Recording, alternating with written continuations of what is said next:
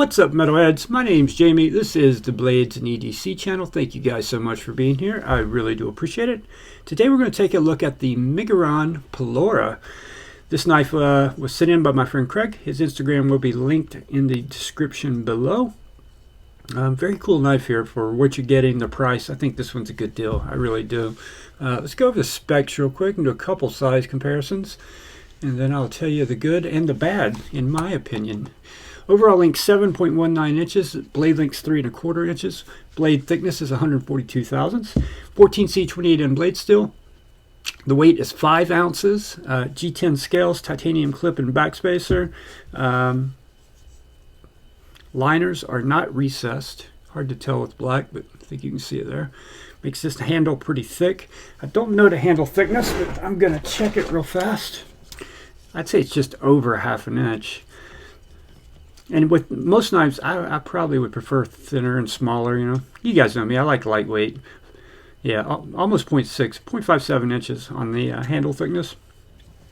But this knife, to me, just feels like it's got a different intended purpose. So let's bring in a couple knives here. Here's the Silicone. Here's the C&B made knives Predator. So lengthwise, a little bit shorter than the Silicone, quite a bit smaller than the Predator. Do a couple more budget knives here. Here is the Petrified Fish PF969. Be quite a bit smaller than that. Here is the Artisan Cutlery Ahab.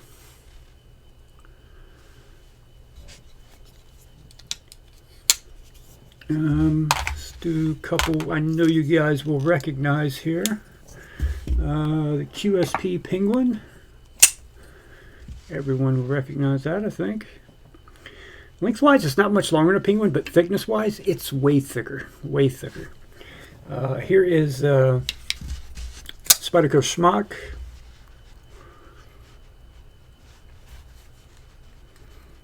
Quite a bit shorter than the Schmuck. A little bit thicker than the Schmuck. Here's a Benchmade Bug Out. And that should give you guys a good idea on the size. Lengthwise, almost identical to a Bug Out. Blade length, handle length, everything is almost identical to a Bug Out. But it's like twice as thick and twice as tall almost. So, which generally is something I wouldn't like, for me personally. Unless I need a hard use knife, because this knife right here to me just screams hard use, right? You got thick blade stock, you got thick handle, you got tall handle, and the ergos on this thing are just great, man. They really are. There's not a hot spot on this knife anywhere. It feels amazing in hand. It feels like you could just cut with this thing all day and you're not going to have any issues. It's going to be comfortable the entire time.